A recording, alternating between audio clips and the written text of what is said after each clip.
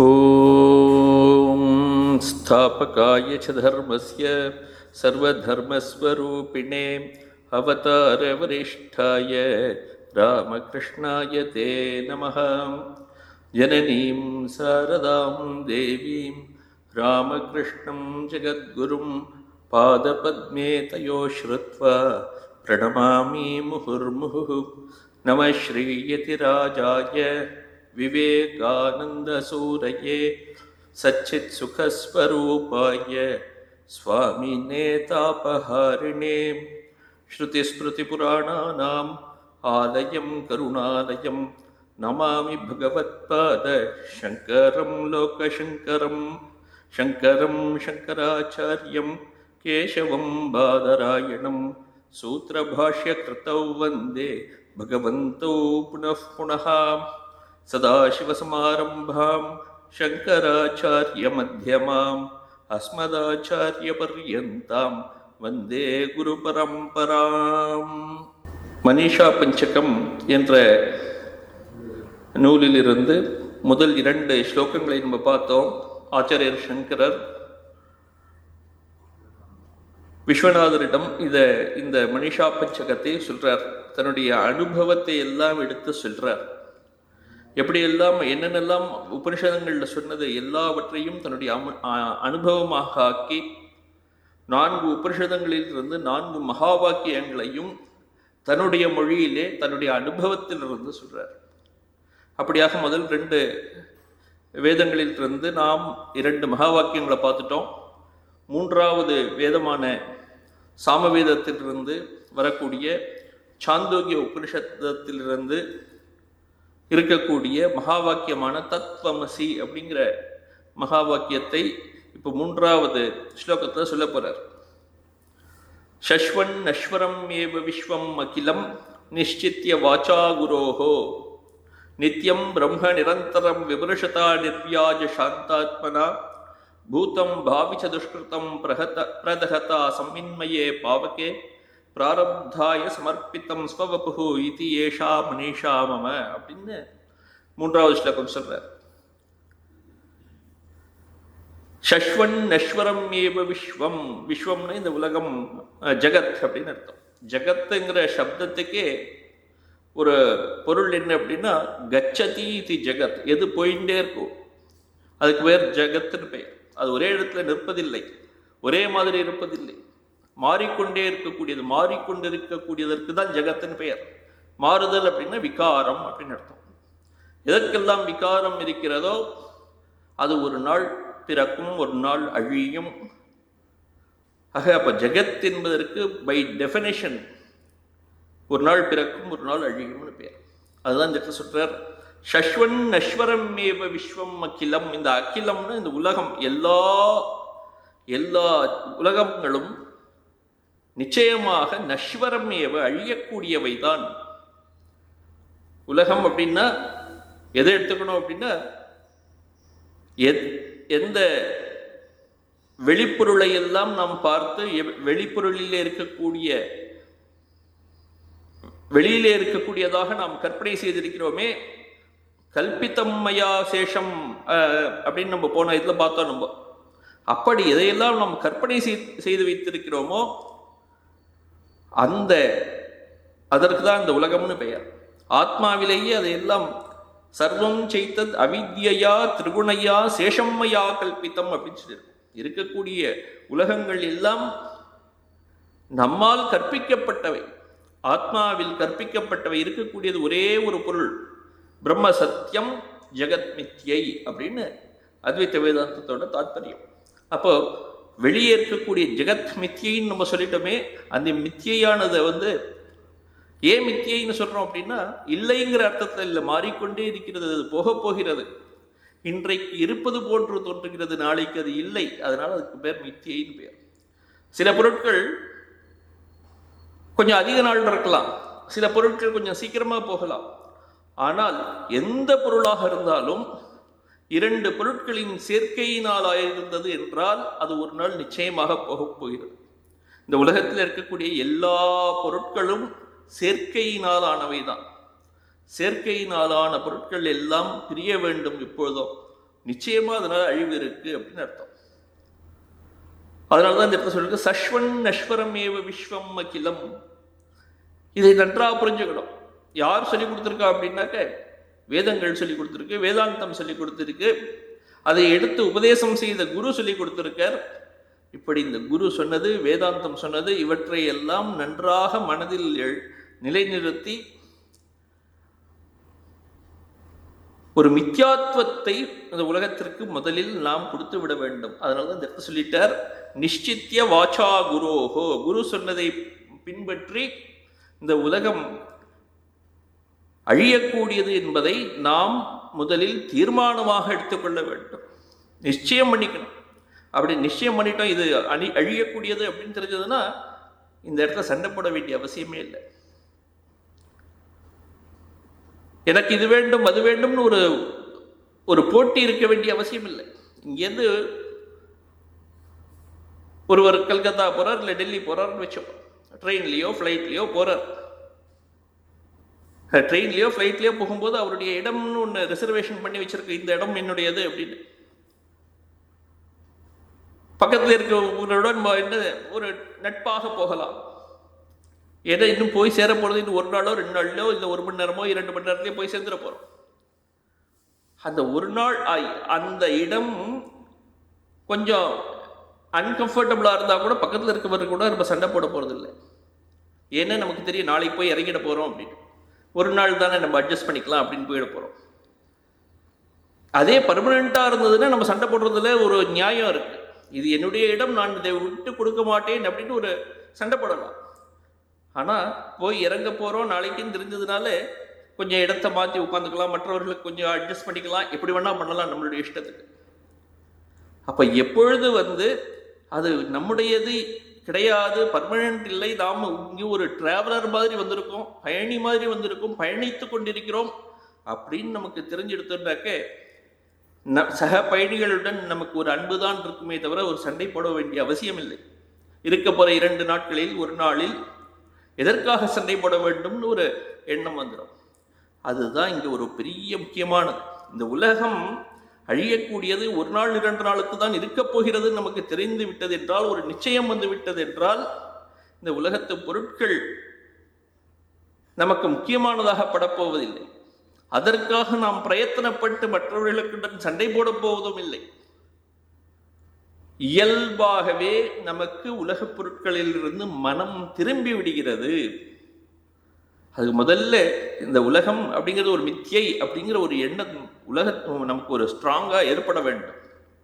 அதற்கு அது எங்கேருந்து ஏற்படும் அப்படின்னா குரு சொல்லிக் கொடுக்கறதுல இந்த வாச்சா குரோஹோ அப்படின்னு சொல்லி சஷ்வன் நஸ்வரம் ஏவ விஸ்வம் அகிலம் நிஷ்சித்ய வாச்சா குரோஹோ.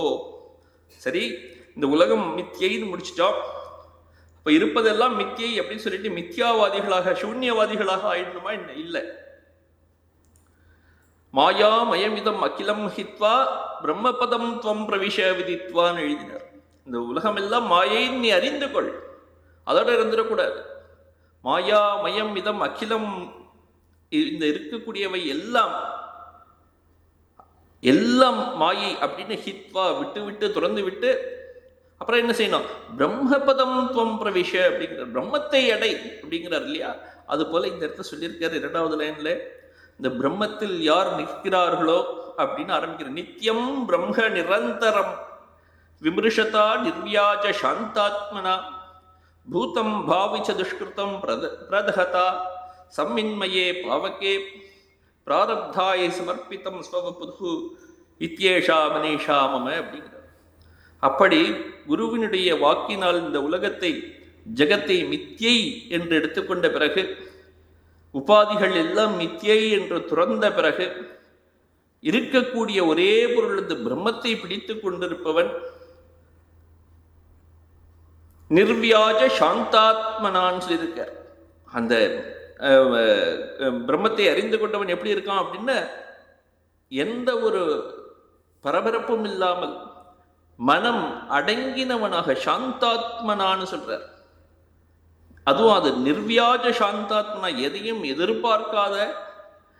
இந்த உலகத்திலிருந்து உலகமெல்லாம் மித்தியன்னு சொன்ன பிறகு அது என்னது எதிர்பார்க்க முடியும்? எதையும் எதிர்பார்க்காதவனாக அடங்கிய மனம் உடையவனாக அந்த நித்தியமான நித்தியம் பிரம்ம நிரந்தரம் விமர்சதா அப்படிங்கிறார்.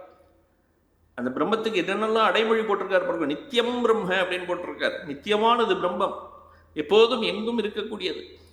நிரந்தரம் பிரம்ம அப்படின்னு போட்டிருக்கு. நிரந்தரம், அந்தரம் அப்படின்னா கேப், இடைவெளின்னு அர்த்தம். நிரந்தரம் என்றால் இடைவெளி இல்லாதது, அதாவது எங்கும் வியாபித்திருக்கக்கூடியது அந்த பிரம்மம். அப்படி அந்த பிரம்மத்தையே எப்போதும் சிந்தித்து கொண்டிருப்பவன், அப்படி இருக்கக்கூடிய மனிதன் பூதம் பாவிச்ச துஷ்கிருதம் பிரதகதா அப்படின்னு சொல்லியிருக்கார். அந்த ஞானியை பற்றி சொல்றது, அந்த ஞானி என்ன பண்றார் அப்படின்னா எப்போதும் இந்த பிரம்மத்திலேயே நிலை பெற்ற மனமுடையவராக இருக்கிறார். அவருக்கு அந்த சஞ்சித கர்மம் அப்படின்னு இருக்கு. நம்ம எல்லோருக்கும் ஒரு கர்மங்கள் இருக்கின்றன. 3 விதமான கர்மங்கள் பற்றி சொல்றோம். சஞ்சித கர்மம், ஆகாமி கர்மம், பிராரப்தம் அப்படின்னு 3 கர்மங்கள். சஞ்சித கர்மம் அப்படின்னா நமக்கு நிறைய பேங்க்ல பேலன்ஸ் வச்சிருக்கா மாதிரி. அது நம்ம என்னென்னலாம் செயல்கள் செய்கிறோமோ அந்த செயல்கள் எல்லாம் ஏதாவது ஒரு பலனை கொடுக்கணும். நிச்சயமா எந்த செயல்களை செய்தாலும் நல்லது செய்தால் நல்ல பலனை கொடுக்க வேண்டும், கெட்டது செய்தால் தீய பலன்களை கொடுக்க வேண்டும். நிச்சயமா அப்படி இல்லாமல் இருக்கவே முடியாது. அந்த பலன்கள் இந்த பிறவியிலேயே நமக்கு திரும்பி வரலாம், இல்லாவிட்டால் இன்னும் எத்தனையோ பிறவிகள் கழித்து கூட திரும்பி வரலாம். அதை நாம் அனுபவிச்சே தீர வேண்டும். இந்த பிறவியில் நாம் அனுபவிக்க வேண்டும் என்பதற்காகவே நம்முடைய பிறப்பு என்பது, ஒருவருடைய பிறப்பு என்பது எப்படி வருகிறது அப்படின்னா, அவன் செய்த இந்த கர்மங்கள் எல்லாவற்றையும் அவன் அனுபவிக்க வேண்டும். ஒவ்வொரு பிறவியாக அவன் எடுத்து அந்த செய்த செயல்கள் எல்லாவற்றையும் அவன் அனுபவிக்க வேண்டும். இப்பொழுது இருக்கக்கூடிய பிறவியில் அவன் எவ்வளவு அனுபவிக்க வேண்டும் என்று ஒரு கணக்கு இருக்கு. அதுக்கு தான் பிராரப்தம்னு பெயர். அந்த பிராரப்தம் என்பது இந்த பிறவியில் ஒருவன் அனுபவிக்க வேண்டிய கர்மங்கள். பிராரப்தம் முடிஞ்சிடுத்துனாக்க இந்த பிறவி போயிடும். ஆனா அவன் செய்த கர்மங்கள் மீதி நிறைய இருக்கு. அது இன்னும் பல பிறவிகளுக்கு அது வரும். இந்த பிறவிகளில் ஒருவன் செய்யும் செயல்கள் கூட இந்த பிறவியிலேயோ அல்லது மற்ற பிறவிகளிலேயோ திரும்பவும் வருவதற்கு வாய்ப்பு இருக்கு. அப்படி இந்த பிறவியில் செய்யக்கூடிய செயல்களினால் மீண்டும் ஏற்படக்கூடிய கர்மங்களுக்கு ஆகாமி கர்மங்கள்னு பெயர். சஞ்சித கர்மங்கள், பிராரப்த கர்மம், ஆகாமி கர்மம்னு 3 வகை. இப்போ பிராரப்தம் என்பதுதான் இந்த பிறவியில் ஒருவன் அனுபவிக்க வேண்டிய அளவுக்கு கர்மங்கள் இருக்கு. அந்த கர்மங்களுக்கு பிராரப்தம்னு பெயர். இந்த ஞானி அந்த நித்தியமான பிரம்மத்தையே நினைத்து அதிலேயே மூழ்கி இருக்கிறான். அவனுக்கு அந்த சஞ்சித கர்மங்களும் ஆகாமி கர்மங்களும் அவனுக்கு போய்விடுகின்றன. அந்த எதனால போகின்றன அப்படின்னா, அவனுக்கு ஞானம் விட்டது. ஞானம் இந்த ஒரு அக்னி போன்றது. ஞானாக்னிகி தக்த கர்மாணி அப்படின்னு பகவத்கீதையில பார்த்தோம் நம்ம. தமாஹு பண்டிதம் புதாகா அப்படின்னு. யார் அந்த ஞானம் என்ற அக்னியினால் எல்லா கர்மங்களையும் பொசுக்கி விடுகிறானோ அவன் தான் பண்டிதன்னு சொல்லியிருக்கு, அவன் தான் ஞானின்னு சொல்லியிருக்கு.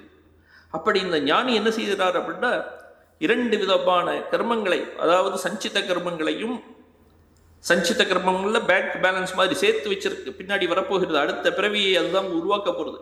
அந்த அடுத்த பிறவியை உருவாக்கக்கூடிய அந்த எல்லா கர்மங்களையும் அவர் நாசம் செய்து விடுகிறார். அவருக்கு ஞானிக்கு அதனால தான் அடுத்த பிறவிங்கிறது கிடையாது. அந்த கர்மங்களை அழிக்க வேண்டும்னா நாம் அனுபவித்து தான் அழிக்க முடியும். அப்படி அனுபவித்து அழிக்க வேண்டும். இல்லாவிட்டால் அந்த கர்மங்கள் முழுவதையும் ஞானம் என்ற நெருப்பில் பொசுக்கி விட வேண்டும். இவர் ஞானம் என்ற நெருப்பினால் பொசுக்கி விடுகிறார், அவ்வளவுதான். பின்னால் வரக்கூடிய ஆகாமி கர்மங்கள் இருக்கின்றன, அவற்றையும் சேர்த்து அவர் ஞானம் என்ற நெருப்பினால் பொசுக்கி விடுகிறார். அதுதான் இந்த இடத்துல சொல்லி பூதம் பாவிச்ச துஷ்கிருதம் பிரதகதா அப்படின்னு சொல்லியிருக்கார். அப்படிப்பட்ட அந்த குருவினால், அந்த ஞானியினால் சஞ்சித கர்மங்களும் பாப கர்மங்களும் எரிக்கப்பட்டு விடுகின்றன. எதில் போட்டு எதனால் எரிக்கிறார்? ஏதோ நெருப்பு வச்சிருக்கிறார் இல்லை, சம்மின்மையே பாவக்கே அப்படிங்கிற. பாவக்கேன அக்னியில், அக்னியில் போட்டு இருக்கிறார். எந்த விதமான அக்னி அப்படின்னா சம்வித் மையே அப்படிங்கிறார். நம்ம தான் நேற்று பார்த்தோம், சம்வித் அப்படின்னா சைத்தன்யம் அப்படின்னு பார்த்தோம். சைத்தன்யம் என்னும் நெருப்பிலே போட்டு, அந்த ஞானம் என்ற நெருப்பிலே போட்டு இரண்டு வித கர்மங்களையும் எரித்து விடுகிறார். பிராரப்தம் மட்டும் இன்னும் இருக்கு. பிராரப்தம் மட்டும் அழியலை இன்னும். அவருடைய திருஷ்டியில அவரோட கோணத்திலே பார்த்தா அழிஞ்சு போச்சு, அதுவும் கிடையாது. ஏன்னா பிராரப்தம் அப்படின்னா இந்த உடம்பு இருப்பதற்கு தேவை பிராரப்தம். ஞானிக்கு உடலே கிடையாதுன்னு அர்த்தமாச்சு. அதனால அவருடைய கோணத்திலே பிராரப்தமும் இல்லை. நம்முடைய கோணத்துல தான், சாதாரண மனிதர்களுடைய கோணத்திலே அவர் இன்னும் வாழ்ந்து கொண்டிருக்கிறார் நம்ம நினைச்சுக்கிறோம். ஜீவன் முக்தரா இருக்கார் அப்படின்னு நினைச்சுக்கிறோம். ஜீவன் முக்தருக்கும் அவருடைய கோணத்திலிருந்து, ஞானியுடைய கோணத்திலிருந்து ஜீவன் முக்திக்கும் விதேக முக்திக்கும் ஒரு வித்தியாசமும் கிடையாது. நம்முடைய கோணத்திலிருந்து அவர் இன்னும் வாழ்ந்து கொண்டிருக்கிறார் ஜீவன் முக்தர். இன்றைக்கு போய்விட்டார், இப்பொழுது விதேக முக்தர், இப்படிலாம் நினைச்சுக்கிறோம். அவர் என்ன நினைச்சிட்டு இருக்காருன்னா, பிராரப்தம் இருக்கா, இருக்கட்டும், போடா போறது.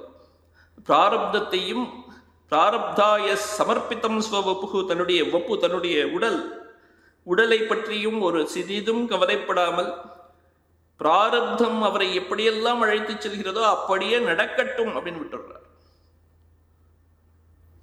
பிராரப்தாய சமர்ப்பித்தம் ஸ்வவபு இதி ஏஷா மனீஷா மம அப்படிங்கிறது.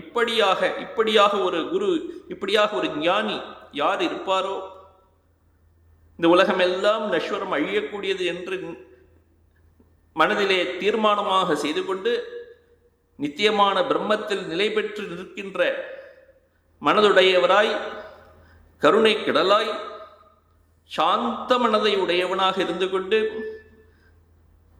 இருக்கக்கூடிய சம்ஸ்காரங்கள் எல்லாம் பழையது, புதியது, வரக்கூடியது, வரப்போனது, சஞ்சிதம் மற்றும் ஆகாமி கர்மங்கள் எல்லாவற்றையும் சைத்தன்யம் என்னும் நெருப்பிலே போட்டு எரித்து, பிராரப்தத்திற்காக தன்னுடைய உடலையும் கொடுத்து இருக்கக்கூடியவன் யாராக இருந்தாலும் என்னுடைய குரு, இது என்னுடைய நிச்சயமான தீர்மானம் அப்படின்னு சொல்றார். ஸ்வவப்பு இதி ஏஷா மனீஷா மம அப்படின்னு சொல்லி அந்த இடத்துல ஆச்சாரிய சங்கரர் விஸ்வநாதரை நமஸ்காரம் பண்றாருங்க. ஆத்மாங்கிறது பஞ்சபூதங்களால ஆனதில்லை. இந்த பஞ்சபூதங்கள் எல்லாமே அழியக்கூடியவை. ஷஸ்வன் நஸ்வரம் ஏவ அப்படின்னு சொன்னோம் இல்லையா? நஸ்வரம்னா அழியக்கூடியது. எதெல்லாம் இரண்டு பொருட்களின் கலவையாக இருந்தால் அது நிச்சயமாக அழிந்து போகும். இந்த உலகத்தில் இருக்கக்கூடிய எல்லா பொருட்களும் 5 பொருட்களால் சேர்ந்தவை. பஞ்சபூதங்களால் ஆனவை. பாங்தம் வா இதகும் சர்வம் அப்படின்னு சொல்றது. பாங்தம்னு 5 பொருட்களால் ஆனதற்கு பாங்தம்னு பெயர். அப்படி இந்த உலகம் எல்லாம் 5 பொருட்களால் ஆனவை. 5 பொருட்கள் என்ன? பூமி, தண்ணீர், நெருப்பு, ஆகாயம், வாயு. இப்படி சங்கரர் அந்த இடத்துல சொல்றார், நான் பூமியும் கிடையாது, தண்ணீரும் கிடையாது, நெருப்பும் கிடையாது, வாயுவும் கிடையாது. ந பூமிஹி ந தோயம் ந தேஜோ ந வாயு ந கம் நேந்திரியம் வா ந தேஷாம் சமூகா அப்படிங்கிற அந்த ஆத்மாவை பற்றி சொல்லும்போது அவர் சொல்றார், அது பூமி கிடையாது, பஞ்சபூத்தங்கள்ல எதுவுமே கிடையாது, அழியக்கூடிய பொருட்கள் எதுவும் கிடையாது. இதுதான் அந்த நிஷ்சித்ய வாச்சா குரோஹோ அப்படின்னு சொல்றது. அழியக்கூடியவை எல்லாம், இவையெல்லாம் அழியக்கூடியவை, அவையெல்லாம் நான் அல்ல. நித்தியம் பிரம்ம நிரந்தரம் விமர்சதா அப்படின்னு சொன்னார் இல்லையா? அப்ப நித்தியம் பிரம்ம எது அப்படின்னா இதுதான். ததேகோ வசிஷ்ட சிவ கேவலோகம் அப்படியாச்சு. இந்த அழியக்கூடிய பொருட்களை எல்லாம் தள்ளிவிட்டால் அழியாமல், தள்ளவும் முடியாமல், கொள்ளவும் முடியாமல் எந்த ஆத்மா இருக்கிறதோ தது ஏக்கோ அவசிஷ்டா அப்படின்னு சொன்னார். அப்படிப்பட்டது அந்த சிவ கேவலோகம் அப்படின்னு. அப்படிப்பட்ட அந்த ஆத்மா நான் அப்படின்னு சொல்றாருங்க. அதை அந்த இடத்துல காமிச்சு கொடுக்குறார்.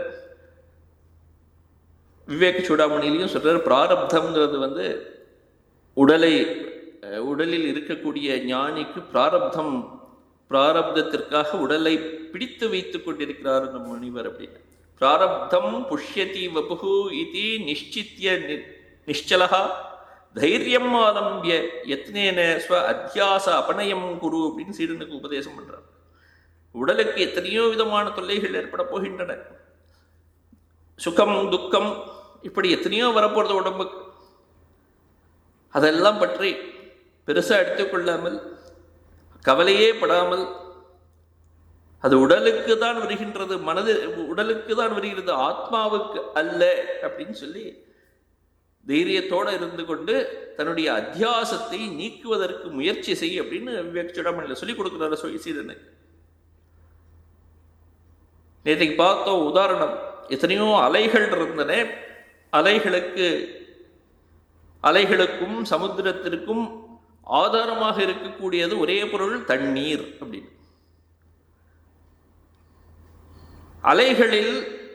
அலைகளை பார்த்தோடனே நம்ம சொல்லலாம், அலைகள் இவ்வளவு நீளம் இருந்தன அப்படின்னு.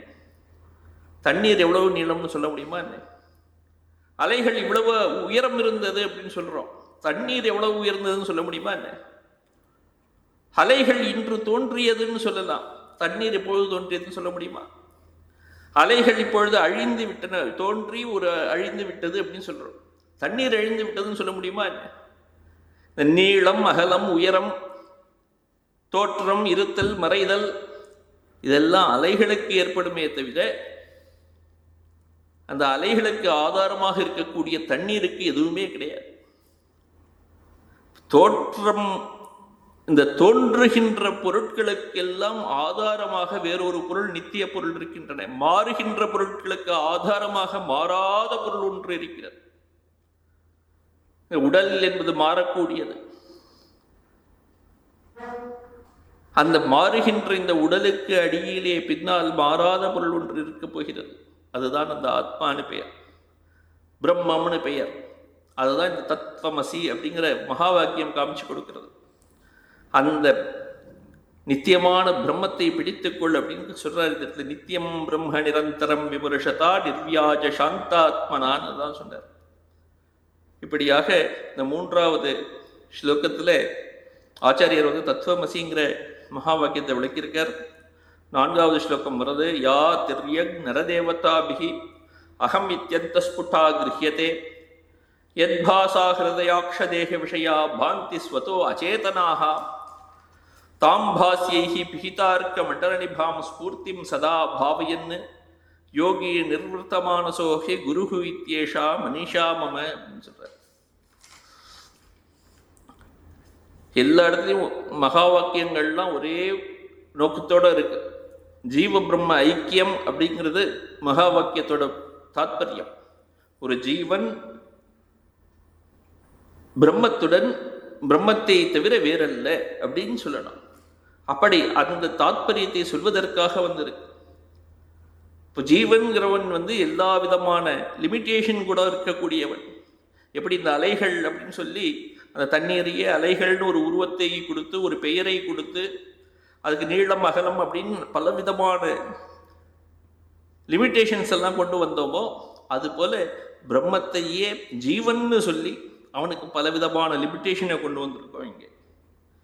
இப்போ அந்த லிமிட்டேஷன்லாம் உடைச்சிட்டு நேராக திரும்ப இந்த பிரம்மத்துக்கு சேரணும். நம்ம அலைகளுக்கு நடுவிலே அலைகள் எழும்பும் போதும், அலைகள் இருக்கும் போதும், அலைகள் கீழே விழும் போதும் அந்த அலைகளுக்கு உள்ளே தண்ணீர் இருக்கிறது. எல்லா நேரங்களிலும் தண்ணீர் மாறாமல் இருந்து கொண்டிருக்கிறது. அந்த தண்ணீர் இருப்பதனால்தான் அலைகளே இருக்கின்றன. தண்ணீர் இல்லாவிட்டால் அலைகள் இருக்காது. அந்த கருத்தை இந்த இடத்துல இந்த ஸ்லோகத்தில் சொல்ல போறார். இப்போ யா திரியக் நரதேவதாபிஹி அகம் இதி அந்தஸ்புட்டா கிருஹ்யதே.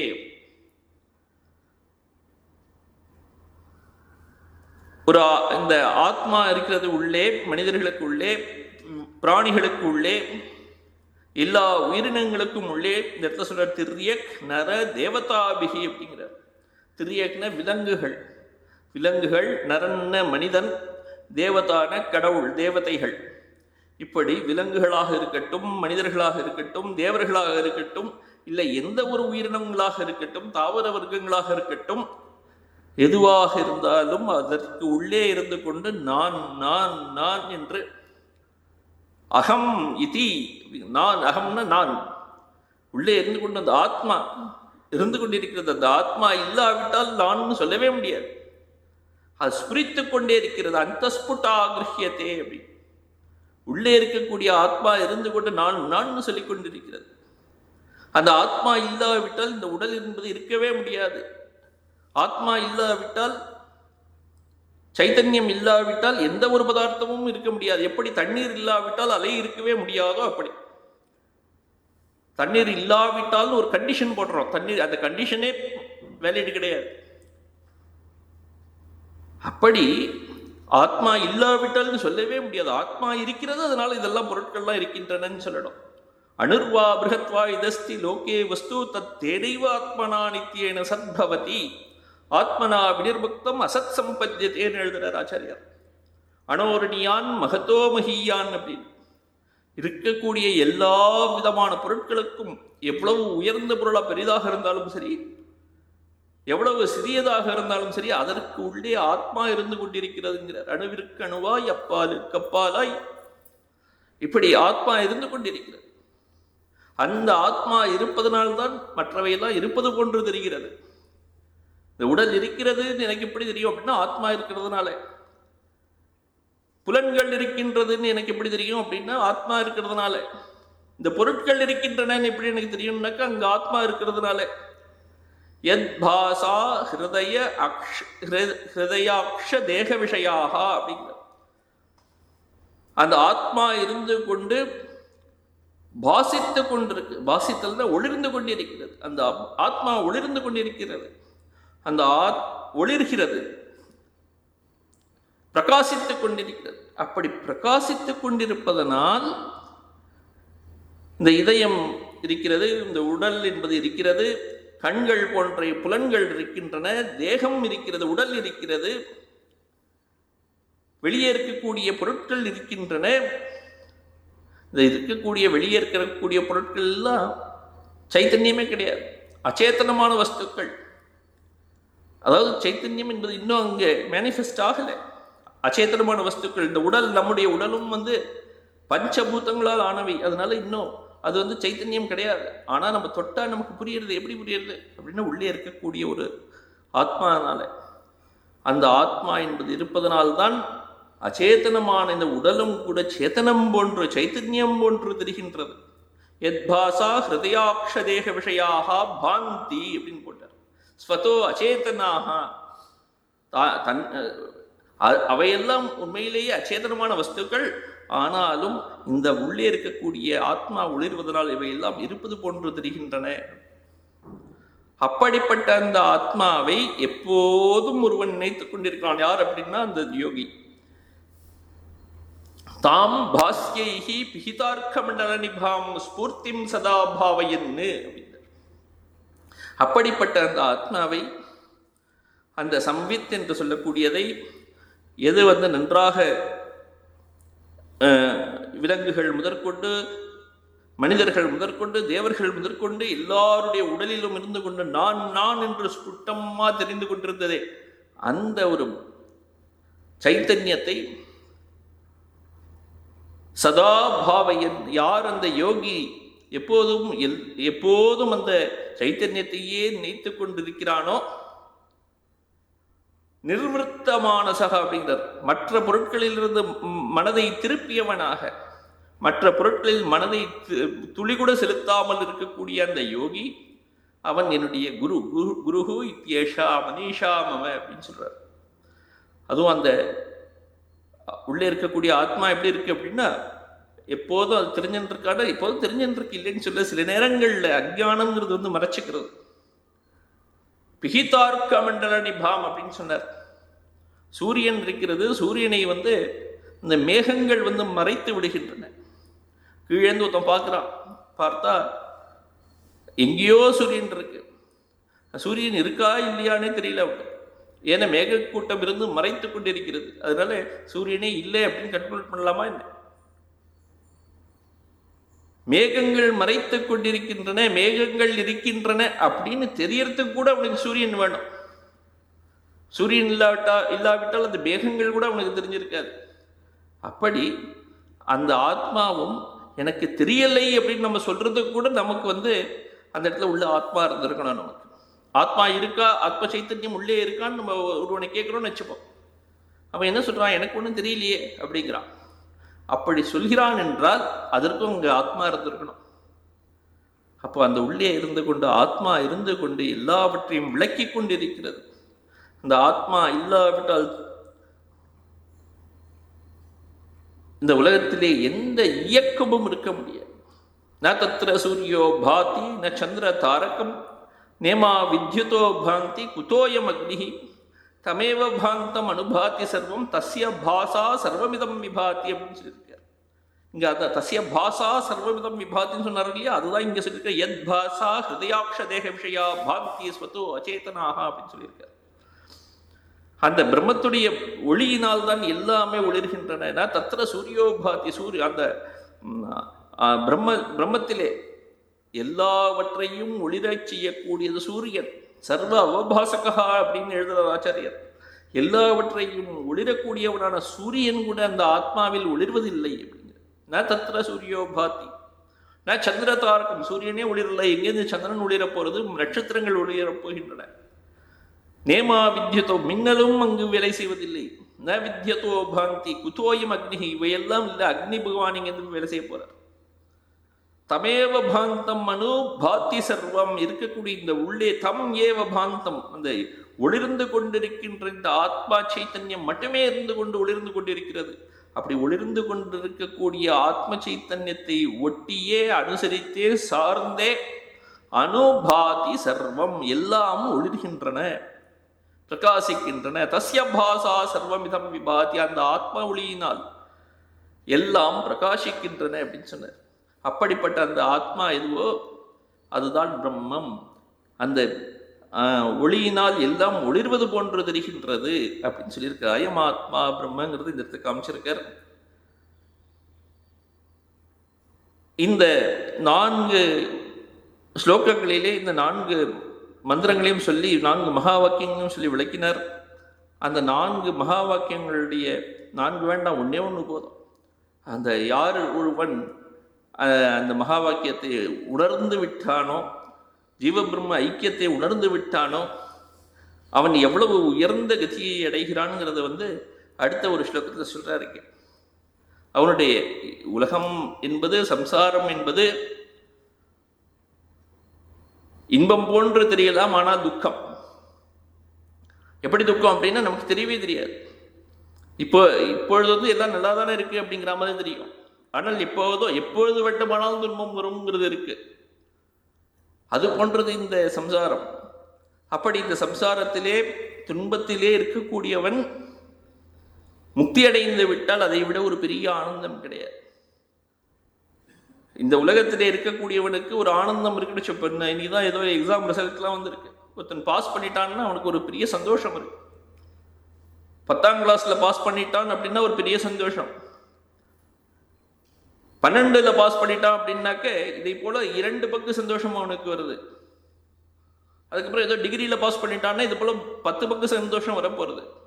இப்படி சந்தோஷத்தில் ஒவ்வொருவருக்கு ஒவ்வொரு சந்தோஷம் என்பது ஒரு மாறிக்கொண்டே இருக்கிற ஒரு அழகு மாறிக்கொண்டே இருக்கிறது. இவனுக்கு இவ்வளவுன்னா இவனை போன்ற 10 பங்கு 20 பங்கு 30 பங்கு 50 பங்கு, இப்படி எல்லா விதமான சந்தோஷங்களும் இத்தனை பங்கு அத்தனை பங்கு என்று அளக்கக்கூடிய அளவிற்கு தான் சந்தோஷம் இருக்கு. அளக்கக்கூடிய சந்தோஷங்கள் எல்லாம் எல்லைக்குட்பட்டவை, ஃபைனைட்னு அர்த்தம். ஃபைனைட்டாக எது இருக்கிறதோ அதுதான் அளக்கப்படக்கூடியவை. இந்த பிரம்மஞானிக்கு வரக்கூடிய சுகம் சந்தோஷம் என்று இருக்கிறதே அது அளக்க முடியாதது, ஃபைனைட் கிடையாது, இன்ஃபைனைட் சுகம். இன்ஃபைனைட் சுகத்தை எதனால் அளக்கிறது அதுதான் இந்த இடத்துல சொல்ல போறார். அவன் அனுபவிக்கக்கூடிய சுகம் இருக்கிறதே அந்த சுகத்திலேருந்து ஒரு துளி தான், வெறும் துளி, அந்த துளி இருக்கக்கூடிய சௌக்கியம் தான் இந்திரன் முதலிய தேவர்களும் கூட அனுபவிக்கிறார்கள் அப்படின்னு சொல்ல போறது. நம்ம சொல்றோம் இந்த மனிதர்களுக்கு இவ்வளவு சௌக்கியம் தான் இருக்கு, தேவலோகத்துக்கு போனா சொர்க்கத்துக்கு போனா எவ்வளவோ அனுபவிக்கிறான், அவனுக்கு எவ்வளவோ ரொம்ப சௌக்கியம் இருக்கு. தேவலோகத்தில் இருக்கக்கூடியவன் இந்த மனிதனை விட ஒரு 1000 பங்கு உயர்ந்தவனாக இருக்கிறான். இவனுக்கு 10 வருஷம் தான், இவனுக்கு 100 வருஷம் தான் இவனுக்கு ஆயுசு அப்படின்னா அவனுக்கு 10,000 வருடங்கள் ஆயுள் இருக்கின்றதுன்னு சொல்றோம். 10,000 வருடங்கள் அவன் உலகத்தை அனுபவிக்கிறான்னு சொல்றோம். இப்போ இவனுக்கு எல்லைக்குட்பட்டதுன்னா அவனுக்கும் எல்லைக்குட்பட்டது தான். ஆனால் ஞானிக்கு இருக்கக்கூடிய அந்த ஆத்ம ஞானிக்கு இருக்கக்கூடிய சௌக்கியம் என்பதற்கு எல்லையே கிடையாது அப்படின்னு சொல்லியிருக்கு. தைத்திரியோபனிஷதத்தில் ஒரு மந்திரம் அதுக்காகவே வந்திருக்கு. அந்த பிரம்மத்தை அறிந்தவனுக்கு எவ்வளவு சௌக்கியம்ங்கிறதை அளந்து பார்ப்போம்னு ஒரு மந்திரம் வந்துருக்கு. சாதாரண ஒரு மனிதனுக்கு இவ்வளவுன்னு ஆரம்பித்து ஒவ்வொன்றாக இவருக்கு இவ்வளவு இவ்வளவு இவ்வளவுன்னு சொல்லிகிட்டே கடைசியில் அந்த ஆத்ம ஞானிக்கு அவனுடைய ஆனந்தத்திற்கு எல்லையே இல்லைன்னு முடிக்கிறார். தைத்திரியோபனிஷத்தை முடிக்கிறது அதை அப்படியே இந்த இடத்துல சொல்றாருங்க. இந்த 5வது பாட்டில் யத் சௌக்கியாம்புதி லேஷ லேஷதா இமே சக்ராதயோ நிர்வృతాः யத் சித்தே நிதராம் பிரசாந்தகலனே லப்த்வா முனிஹி நிர்வృతः யஸ்மின் நித்ய சுகாம்புதௌ கலிததீஹி பிரம்மைவ ந பிரம்மவித் யஹா கஷ்டித் சஹ சுரேந்திரவந்தித பதோ நூனம் மனிஷா மம அப்படின்னு சொல்றார். யார் அந்த சௌக்கிய அம்புதி லேஷலேஷத்தக அவருடைய சௌக்கியம், அவருடைய சுக்கம் எவ்வளவு, அவருடைய ஆனந்தம் எவ்வளவு அப்படின்னா பெரிய சமுத்திரத்தை போன்று, சமுத்திரத்துக்காவது ஒரு கரை இருக்கு, இவருடைய ஆனந்தத்துக்கு ஒரு கரை கிடையாது. சௌக்கியாம்புதி அப்படிங்கிறார். அதுல லேஷத்தக ஒரு லவலேஷம்னு சொல்றோம், ஒரு துளி, அப்படி ஒரு துளி தான் இந்திரன் முதலிய எல்லா தேவர்களுக்கும் ஆனந்தமாக இருக்கிறது. அவருடைய ஆனந்தங்கள்லாம் எவ்வளோ, இந்த இவருக்கு வரக்கூடியதுல ஒரு துளி, அவ்வளவுதான். லேஷதா இமே சக்ராதயா நிர்வృతాः, இந்த இந்திரன் முதலிய தேவர்களுக்கெல்லாம் இருக்கக்கூடிய ஆனந்தம் வெறும் துச்சம் அப்படின்ட்டார். யச்சித்தே நிதராம் பிரசாந்தகலனே லப்த்வா முனிஹி நிர்வృతः, அந்த முனி இந்த ஆனந்தத்தை அனுபவிப்பவன் யார் அப்படின்னு ஞானி. அந்த இன்ஃபைனைட் ஆனந்தத்தை வைத்துக் கொண்டிருப்பவன், அந்த ஆனந்த வடிவமாகவே இருக்கக்கூடியவன் அந்த ஞானி. அந்த ஞானி அவருக்கு யச்சித்தே நிதராம் பிரசாந்தகலனே லப்த்வா முனிஹி நிர்வృతः, அந்த ஞானி தன்னுடைய மனதிலே இந்த சௌக்கியத்தை, அந்த சுகத்தை மனதிலே பெற்றவராக இருக்கிறார். அந்த முனி எப்படிப்பட்டவர் அப்படின்னா பிரசாந்த கலனே அப்படிங்கிறார். தன்னுடைய மனம், அவருடைய மனம் எப்படி இருக்குன்னா அடங்கிய மனமாக இருக்கிறது. சாந்தம் இல்லை, சாதாரண சாந்தம் இல்லை, பிரசாந்தம்னு போட்டிருக்கு. பிரசாந்தமான சித்தத்தில் அந்த முனிகி இந்த சௌக்கியத்தை நிதராம் அனுபவத்தி, உள்ளே எப்போதும் இருந்து கொண்டு அவர் அனுபவித்துக் கொண்டிருக்கிறார். அப்படிப்பட்ட அந்த நித்தியமான சுகத்திலே அவருடைய மனதை பறிகொடுத்தவராக இருக்கிற, மனமெல்லாம் அதில் கரைந்து போய்விட்டது. எஸ்மின் நித்திய சுகாம்புதவ் கலித தீஹி அப்படின்னு போடுறார். அவருடைய தீ அப்படின்னா புத்தி, மனம், இவையெல்லாம் கலித தீஹி, அதில் கரைந்து விட்டது. எதில் கரைந்து விட்டதுன்னா சுகாம்புதவ், சுகம் என்ற அம்புதி, அம்புதின கடல், சுகம் ஆனந்தம், ஆனந்த கடலில் இவருடைய மனம் அப்படி கரைந்து விட்டது. அது எப்படிப்பட்ட ஆனந்த கடல் அப்படின்னா நித்தியம் என்ற ஆனந்த கடல், எப்போதும் இருக்கக்கூடியதுக்கு தான் நித்தியம்னு பெயர். அதுதான் சத்துன்னு பெயர். சத்தாக இருக்கக்கூடிய, ஆனந்தமாக இருக்கக்கூடிய, சித்தாக இருக்கக்கூடிய அந்த பிரம்மத்தில் தன்னுடைய மனம் எல்லாம் கரைந்தவராக இருக்கிறார் அவர். அவர்தான் அந்த முனிவர், அந்த யோகி, அவர்தான் ஞானி.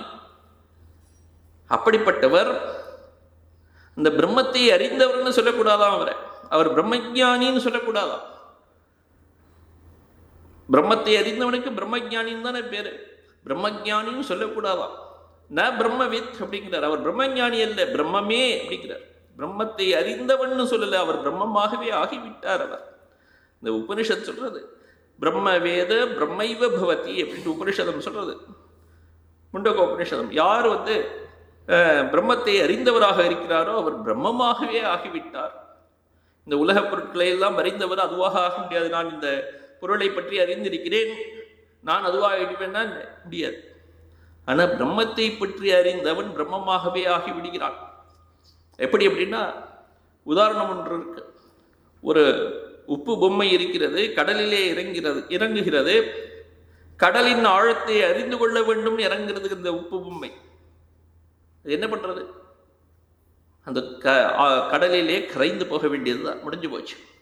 எந்த மனதை எடுத்துக்கொண்டு அவர் அந்த பிரம்மத்தை அளக்க வேண்டும், பிரம்மத்தை அறிந்து கொள்ள வேண்டும் என்று, பிரம்மம் என்ற ஆனந்தத்தை அனுபவிக்க வேண்டும்னு உள்ள போறாரோ அந்த பிரம்மமாகவே ஆகிவிடுகிறாரோ. மனம் பிரம்மமாகவே ஆகிவிடுகிறது, கரைந்து போய் விடுகிறது. அப்ப அவர் பிரம்மமாகவே ஆகிவிடுகிறார். அதுதான் இங்க சொல்லியிருக்கு, பிரம்மைவன பிரம்மவித்து. அப்படிப்பட்டவர் யாராக இருந்தாலும் அவர் என்னுடைய குரு. யஹா கஷ்டித் சகா நூனம் நீஷாமம, அவர் என்னுடைய குரு என்பதில் நிச்சயமானது என்னுடைய தீர்மானம் அப்படின்னு சொல்றார். அவர் எப்படிப்பட்டவர் அப்படின்னா, தேவேந்திரர்கள் யாராக இருந்தாலும் அவர்கள் அனைவரும் அவர்கள் அந்த ஞானியை வணங்குகிறார்கள், பிரம்மத்தை வணங்குகிறார்களாம். சுரேந்திர வந்தித்த பதகா அப்படிங்கிறார். சுரேந்திரன்னா தேவேந்திரன், தேவர்களுக்கெல்லாம் தலைவனான இந்திரன், இந்திரனால் வணங்கப்பட்டவர் அவர். இந்திரன் வணங்கிய பாதங்களை கொண்டவர் அவர். அப்படிப்பட்டவர் யாராக இருந்தாலும் அவர் எனக்கு குரு அப்படின்னு சொல்லி அங்கே விஸ்வநாதரை வணங்குறார். இப்படியாக இந்த 5 ஸ்லோகங்களிலே ஆச்சாரியர் சங்கரர் தன்னுடைய அனுபவத்தை எடுத்து, சைத்தன்யம் அப்படிங்கிறது எங்கும் நிறைஞ்சிருக்கு, சைத்தன்யத்தை அறிந்தவன் அப்படின்னாக்கா அவன் சைத்தன்யமாகவே ஆகிவிடுகிறான், பிரம்மத்தை அறிந்தவன் பிரம்மமாகவே ஆகிவிடுகிறான், அவனுக்கும் இந்த பிரம்மத்திற்கும் வேறுபாடு இல்லை அப்படின்னு சொல்லி அந்த இடத்துல விஸ்வநாதரை வணங்குறார். இப்படியாக இந்த மனிஷா பஞ்சகம் அப்படிங்கிற ஒரு கிரந்தம் முடிகிறது. ஓம் சாந்தி ஷாந்தி ஷாந்தி. ஹரி ஓம் தத்சத். ஸ்ரீராமகிருஷ்ணார்ப்பணமஸ்து.